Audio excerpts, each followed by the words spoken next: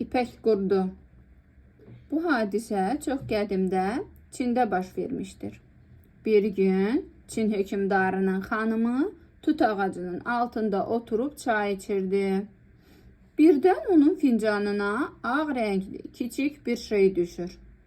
Xanım barmağını salıb onu çıxarmaq istədikdə dırnaqları nazik sapa ilişir. Şahzadə xanım dartdıqca sap uzanır.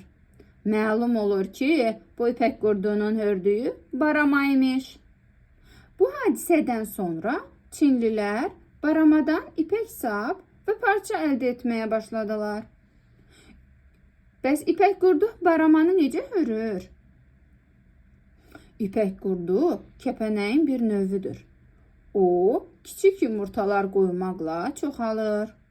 Bu yumurtalardan balaca qurdlar, tırtıllar əmələ gəlir. Tırtıl tut yarpağı ilə qidalanır.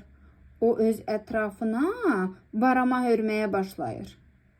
Barama hazır olanda tırtıl onun içərisində kəpənəyə çevrilir və uçub gedir. İnsanlar baramanı açıb ipək sap hazırlayırlar. Bu sapdan ipək parça toxunur.